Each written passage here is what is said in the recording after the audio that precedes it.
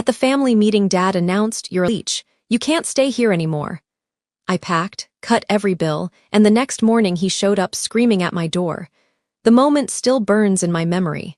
At the family meeting, I thought Dad Robert wanted to talk about bills or maybe Qley's college applications, but instead his voice cracked like a whip across the table. "You're nothing but a leech, Harper. You can't stay here anymore." The words sliced through the room louder than the clinking of silverware. My fork froze halfway to my mouth. "Mom," Linda wouldn't even look at me, her eyes fixed on the untouched food. Qley's hands shook around her glass of water, but she said nothing. I had worked double shifts, paid the electric bill, covered Linda's doctor appointments, and even bought the groceries spread across the table that night. And yet here I was, cast as the burden. Something inside me cracked. Not a plea, not tears, but resolve. If they wanted me gone, then I would leave. But I wouldn't leave empty-handed. I stared at Robert, my fork still suspended like a useless weapon. His jaw was tight, his voice hard, each word meant to wound. "I've had enough," he snapped. "You strut around here like you own this house. Paying a few bills doesn't make you the boss. You're a leech, Harper, and I want you gone before the weekend." The silence in the dining room pressed against my chest. I looked at Linda, desperate for even the smallest defense, but she just sighed, adjusting her napkin as if the pattern of folds mattered more than my place in this family. "Harper," she murmured without meeting my eyes, "you'll still cover the medical insurance this month, won't you? I have that appointment Tuesday." The request felt like a knife twisted deeper. Not a word to defend me, only a reminder of what I was still expected to pay. Across the table, Qley's wide eyes glistened. She bit her lip, trembling, but didn't speak. At 17, she was still too afraid of Robert to stand up for me. I put my fork down slowly, every movement deliberate. "Do you even hear yourselves? I've paid the power bill, the internet, the groceries, even your doctor's visits, Mom. And this, my voice caught. This is what I get in return." "Leech." Robert slammed his hand against the table, making the glasses rattle. "Don't twist this on us. You're acting like we owe you for doing what family does, but this is my house, my rules, and I say you're out." The rage I expected to feel didn't come. Instead, a strange calm settled over me, like the eye of a storm. I folded my napkin and set it down neatly beside my plate. "I understand perfectly." The words hung in the air. I saw Robert's eyes flicker with uncertainty at my composure. He expected tears, begging, maybe even a screaming match, but not this. Linda broke the tension first, clearing her throat. "Just make sure the check clears before Tuesday. Harper, that's all I ask." I laughed a short, bitter sound. "Of course, Mom. I'll take care of it one last time." I gathered my plate and Qley's empty glass, carried them to the sink, and rinsed them clean. My hands shook, but not from fear, from something else. A quiet certainty that my time here was ending, and maybe that was a gift. Behind me, Robert's voice rose again. "Did you hear what I said? Out by the weekend." I turned, meeting his glare with steady eyes. "No need to wait until the weekend," I said softly. "I'll be gone much sooner than that." The room fell into a silence heavier than before. And for the first time, I felt in control. I closed my bedroom door behind me, the muffled sounds of clattering plates fading down the hall. My heart was pounding, but my hands moved with mechanical precision. I pulled an old suitcase from under the bed and began tossing in clothes. Shirts, jeans, sweaters. None of it felt like mine anymore, not in this house. Each fold was a silent vow. I will not beg, I will not return. As I opened my desk drawer for my passport and insurance papers, a stack of envelopes slid forward. At first, I thought they were mine bills I hadn't sorted, but the name printed across the top stopped me cold. Robert Mitchell. I frowned, pulling them out one by one. Bank statements, paper, not digital. Odd, I knew. Robert had switched everything online months ago. My eyes scanned the balances and my stomach turned. July 4, 200, August 5. September nearly 70. All steadily increasing, while I'd been draining my savings to keep this family afloat.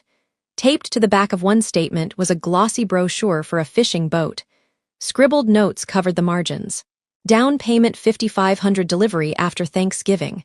I gripped the paper until my knuckles whitened. "So, while I was paying for groceries and Mom's appointments, you were saving for a damn boat, Dad," I whispered to the empty room. The door creaked open and Qley slipped in, her face pale. She froze at the sight of the half-packed suitcase. "You're really leaving?" she asked, voice barely above a whisper. I didn't answer immediately. Instead, I held up the stack of bank statements. "Did you know about this?" Her eyes darted away, guilt flashing across her face. I heard them talking. "Weeks ago, Dad said, anyone who warned you would be next. I didn't know what to do. The betrayal hit harder than the numbers on the page. So you let me keep paying everything, knowing this was coming." My voice cracked, sharper than I intended. Tears welled in her eyes. "I was scared, Harper. I wanted to tell you, I swear. But you don't understand how he gets when he's angry." I wanted to scream, to lash out at her, at all of them. But instead, I sank onto the edge of the bed, the papers crumpling in my hand. "I'm done being afraid of him," I said finally, my voice low and steady. "If he wants me gone, fine, but he won't erase what I've done here, and he won't take me down quietly." Qley stood frozen by the door, torn between loyalty and fear. For a moment, I almost pied her. Then I looked at the suitcase, at the evidence in my lap, and knew pity wouldn't save either of us. "Close the door, Qley," I said, meeting her tearful eyes. "And let me finish packing." She obeyed silently, and the latch clicked shut. I was alone again, but this time I didn't feel powerless. The stack of papers trembled in my hands as I shoved them into my suitcase. But beneath the bank statements was another folder, my insurance documents. I flipped through, expecting to see records of Linda's checkups, maybe prescriptions. Instead, a single receipt slipped out and landed on the floor. I bent to pick it up and my stomach dropped. Dermal filler injections, not cardiology, not any kind of medical necessity, cosmetic procedures. Paid under my insurance plan. I sank back against the bed frame, my pulse hammering. 3 months ago, I had over 90 in savings. Now my account sat at barely 780. All that sacrifice, working extra shifts, skipping meals, rationing every dollar, and my mother had been smoothing wrinkles and plumping her lips. A bitter laugh tore out of me before I could stop it. "So that's what my ramen noodles bought you, Mom." Fuller lips. The door creaked again, and Qley peeked in, her eyes wide. She must have heard me. "Harper," I held up the receipt. "Do you know about this?" Her silence was answer enough. She stared at the floor, guilt written all over her face. I shot up from the bed, my voice shaking with fury. "I've been living like a ghost, Qley. 3 jobs, skipping lunch to save $20. And she was sitting in a clinic getting fillers on my insurance." Qley's eyes filled with tears. "She told Dad it was for her health. She said you'd never check the details." I slammed the drawer shut so hard the handle rattled.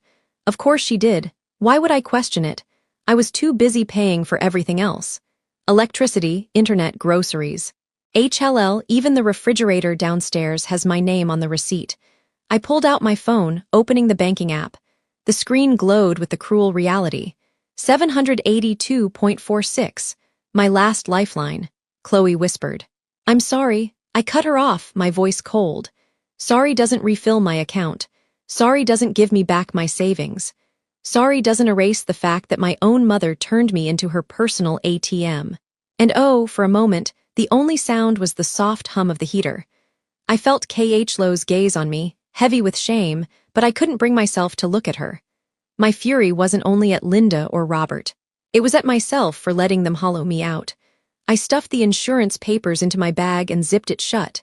This ends tonight. I won't give them another cent. Not one more bill, not one more lie. Qley's lips parted like she wanted to say something, but no words came. She simply nodded and backed out of the room. When the door closed, I stood in the dim light of my room, staring at the suitcase. The betrayal weighed heavier than the clothes inside. But beneath the anger was something sharper, steadier resolve. By sunrise, I would be gone. I dragged the suitcase to the center of my room, my hands moving with a purpose I hadn't felt in months. The anger had burned itself into clarity. Tonight wasn't about threats or ultimatums. Tonight was about escape. I pulled out a shoebox from under the bed, one I'd been keeping for years. Inside, carefully stacked, were receipts.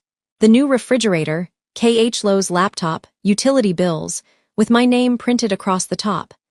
Every slip of paper was proof that I wasn't the burden they painted me to be, proof that I had carried this house on my back. I slipped the box into the suitcase and zipped it closed. My heart thudded as I moved quietly across the floor, ears straining for sounds beyond my door. From the hallway came the muffled murmur of voices. I crept closer, pressing my ear against the thin wood. Robert's voice low and smug. Once she's gone, we'll turn her room into storage. No more of her things cluttering the house. Linda gave a small laugh. She'll pay the insurance one last time before she leaves. That's all I care about. After that, she's someone else's problem. A cold wave washed over me. Not family, not daughter, just storage space, a bank account. I swallowed hard, forcing down the tears that threatened to rise. If I cried now, I'd lose my nerve. I turned the knob slowly and eased the door shut behind me, locking it with trembling fingers. My phone buzzed on the desk. Megan's name flashing across the screen. I snatched it up and whispered, "Can I crash at your place tonight?" Her voice was groggy but warm. "Of course, Harper, get out of there. I'll leave the door unlocked." I shoved the phone into my pocket, lifted the suitcase, and pushed open the window. The night air was sharp against my skin, carrying the distant hum of traffic and the faint bark of a dog down the street. For a second, I froze, staring at the driveway where my old car waited like a lifeline. One wrong creak on the stairs and Robert would be on me. One slammed door and Linda would come running. I tightened my grip on the handle and whispered to myself, "You've paid for everything here. You owe them nothing." The words studied me. I slipped down the stairs step by deliberate step, my breath caught in my chest. The house was silent except for the faint tick of the grandfather clock. When I reached the front door, I paused. My reflection in the glass stared back at me, eyes red, hair disheveled, but alive with determination. I opened the door slowly, the hinge groaning louder than I wanted. I froze, listening. Nothing, outside. The cool air embraced me. I loaded the suitcase into the trunk, slid behind the wheel, and started the engine. As I pulled out of the driveway, the house loomed in the rear view mirror. For the first time, it didn't look like home. It looked like a cage I'd finally broken free from. 3 days later, my phone wouldn't stop buzzing. First, it was Aunt Carol, then Aunt Diane, then cousins I hadn't spoken to in months. Honestly, Harper, Aunt Carol's voice dripped with disappointment. "Your parents say you walked out and left them high and dry. How could you abandon them like that?" I clenched the phone tighter. Did Robert mention he threw me out? That Linda never once defended me? Silence, then a sigh. Families fight, but leaving them like this, it's heartless. I hung up before she could pile on more guilt. Another notification lit the screen. An endless stream of texts from relatives parroting the same story Robert had fed them. Harper ran away. Harper's selfish. Harper doesn't care. I nearly laughed. They had no idea that I had drained my savings just to keep the lights on in that house. At Megan's apartment, I sat cross-legged on the floor. Paperwork spread around me like battlefield maps. Canceling auto payments, transferring accounts, removing my name from every service that tied me to them. Operation Financial Freedom, Megan asked, dropping a cup of coffee in front of me. Almost done. I scribbled notes in a spiral notebook. Electric, internet, insurance, all canceled. I called the water company, too. "Tomorrow I'll go to the bank." She raised an eyebrow. "Let me guess. They didn't take it well." I gave a bitter smile. "They don't know yet, but they will." The door swung open and Ethan stepped in, his golden retriever bounding ahead of him. "Evening, Harper," he said, grinning. "Meet Rocky, the world's neediest therapist. Works for belly rubs." Rocky bolted across the room, dropping a soggy tennis ball in my lap. His eyes gleamed with ridiculous expectation. I stared down at him. "What am I supposed to do with this?" Ethan smirked. "Throw it or cry into it. Either way, he's happy." Against all odds, I laughed. The sound startled me. It had been days since I'd laughed without bitterness. I threw the ball and Rocky tore after it, paws skidding across the hardwood. "See," Ethan said softly. "Even therapy doesn't have to be complicated." For the first time, the tightness in my chest eased, but the relief was fragile because even as I laughed at Rocky's goofy antics, my phone lit up again. This time, Linda. I let it ring, then played the voicemail. Her voice was sharp, almost shrill. "What have you done, Harper?" "The power's out. The internet is gone. My appointment was canceled because the insurance didn't go through. You can't just leave us like this. We're your family." I pressed the phone to my ear, listening until her voice cracked, then deleted the message. Megan studied my face. "How do you feel?" Like I finally cut the chains. I looked at the pile of bills, but also like they're sharpening knives. That night, lying on Ethan's pull-out couch, I scrolled through my banking app. My balance was pitiful. Barely enough for deposit on a cheap apartment. The weight of starting over pressed heavy on my chest. 3 jobs, I muttered to myself. 3 months of paying their bills, and this is all I have left. Rocky padded over and rested his head on my chest, sighing like he understood. I stroked his fur, whispering, "They don't get to take any more from me. Not 1 cent." The next morning, Megan found me still surrounded by papers, eyes bloodshot but determined. "Ready?" she asked. "Ready." We spent the day shutting doors Robert and Linda thought would stay open forever. I sat across from a bank clerk as she processed the paperwork. "Once this is finalized," she said, "your name won't appear on any of their accounts. They'll be responsible for everything themselves." A smile tugged at my lips for the first time in weeks. Perfect. But deep inside, I knew this was only the beginning. Because when Robert realized the money had dried up, when Linda couldn't book her next appointment, they wouldn't just sit back quietly. They'd come looking for me, and I had to be ready. It started with a pounding so violent the walls seemed to shake. Bang, bang, bang, Harper. Robert's voice thundered through the door, raw with rage. "Open this door right now." I froze in the living room, pen halfway across a page of my notebook. Megan's head jerked up from the couch. Ethan was already moving, stepping in front of me instinctively. Rocky barked furiously, tail stiff, hackles raised. "Don't answer it," Megan whispered. But the pounding only grew louder. Bang, bang, bang. "You think you can just walk out? You think you can humiliate me?" Robert's words were laced with venom. "You don't get to destroy this family and hide behind strangers." My hands trembled, but I forced myself to stand. "I should call 911, I whispered. Megan grabbed my arm. "Do it now." I dialed with shaking fingers, pressing the phone to my ear. "There's a man outside my apartment door," I told the dispatcher, my voice trembling but steady. "He's trying to break in. He's my father. Please send help." Meanwhile, Robert's threats escalated. "I swear, Harper, if you don't open this door, I'll crash." The wood splintered under his kick. Rocky snarled, leaping toward the noise. "Step back," Ethan hissed, pushing me behind him. Through the peephole, I saw Robert's face red, contorted with fury, sweat glistening on his forehead. This wasn't the stern father from my childhood. This was a man unhinged, consumed by losing control. "Harper," his voice cracked. "You think you're better than us? After everything I paid for you growing up, your braces, your college tuition you owe me." The words sliced deeper than I expected, but this time they didn't stick. My voice rose strong despite the fear pounding in my chest. "I don't owe you a damn thing. Sir, step away from the door." A commanding voice boomed from the hallway. The elevator dinged, and 2 security guards appeared, flashlights cutting through the dim corridor. Robert spun, snarling, "This is between me and my daughter, not anymore." One guard barked, "Police are on the way, step back now." But Robert lunged at the door again, fists hammering until Megan yanked me back toward the kitchen. Rocky barked louder, snapping at the sound of splintering wood. Then sirens. The wail grew louder until it filled the entire street. Robert froze, shoulders heaving. For a moment, I thought he might stop. Instead, he roared one last time. "Y'all regret this, Harper. Y'all regret ever crossing me."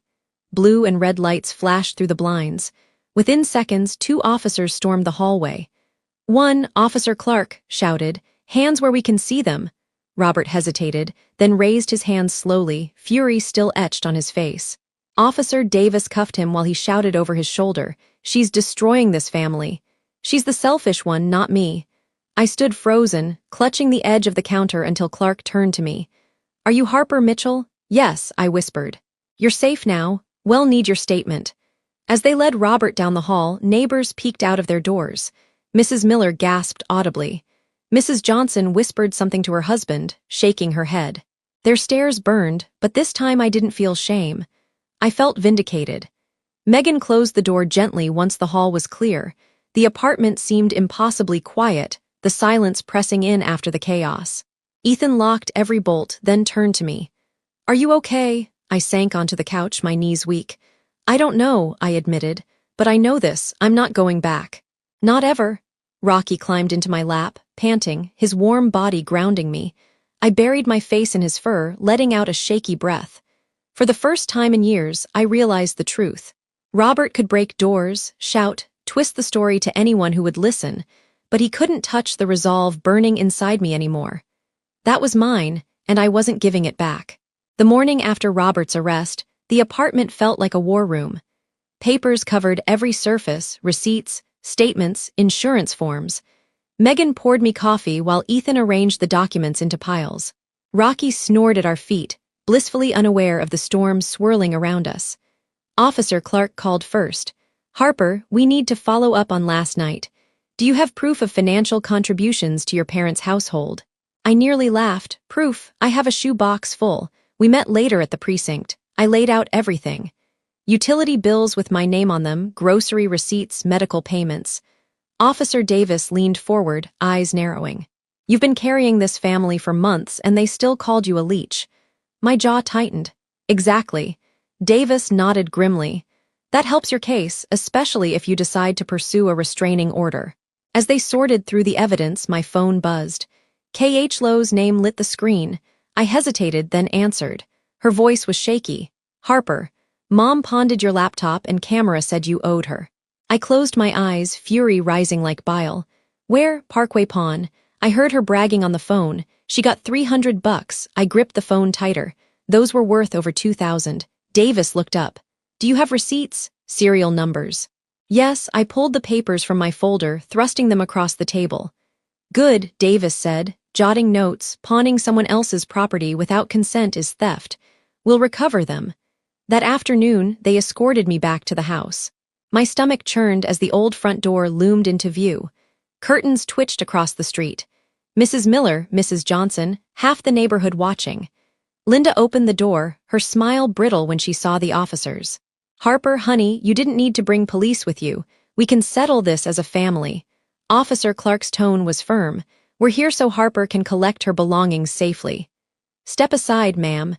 Linda's expression soured, but she moved. I strode past her, my eyes locked on the familiar hallway. The air smelled of lemon cleaner and betrayal. In my room, I packed quickly: books, clothes, the few things that still felt like mine. I pulled out receipts from the shoe box, ready to defend every item. Linda hovered in the doorway. "That desk stays. It's family property." I held up a receipt, bought it with my first paycheck. "My name, my card. Want to see the date?" Her mouth snapped shut. Clark raised an eyebrow. "She has proof. Everything she takes is hers." I continued methodically, every fold of clothing a declaration of independence. Then I heard the rumble of an engine. My heart stopped as a familiar car rolled into the driveway. My car. Robert stepped out, keys dangling from his fist. A triumphant smirk plastered on his face. I stormed outside, the officers on my heels. "That's my car." Robert sneered. "Spare key." "Harper, you think I'd let you just drive off after everything I paid for? Your braces, your tuition. You owe me that car." I yanked a folder from my bag and thrust it at Officer Davis. Title, registration, both in my name. Davis scanned the papers, then turned to Robert. "Sir, this vehicle belongs to Harper. Hand over the keys." Robert's face flushed crimson. "She wouldn't even have an education without me. I put food in her mouth for 18 years. Clark stepped closer, voice iron. "Keys." Now, for a long, tense moment, Robert's hand tightened around the key ring. Then with a furious growl, he slapped them into Davis's palm. I snatched them, holding them tight. My voice shook, but not with fear, with power. "Come near me or my property again, and I'll file for a restraining order and I'll win." The neighborhood was silent. Mrs. Miller stood on her porch, eyes wide. Mrs. Johnson clutched her phone, no doubt, texting half the block. Robert's shoulders slumped, his face hollow. For the first time, he looked small. I slid into the driver's seat, the keys warm in my hand. As the engine roared to life, I caught Qley in the doorway. Her eyes brimmed with tears, one hand raised in a tentative wave. I drove away, leaving the house and the cage it represented shrinking in the rear-view mirror. 3 months later, sunlight streamed through the gauzy curtains of my tiny apartment, painting warm patterns across the floor. The space wasn't grand, just a modest one-bedroom with second-hand furniture, but every inch of it was mine. The rent came from my paycheck, the lights from my account, the color of the walls from my choice. No one could snatch it away. Thanksgiving arrived quietly. I slid a small turkey onto the wobbly dining table, its surface scarred with scratches, but tonight it gleamed under the glow of string lights I'd hung myself.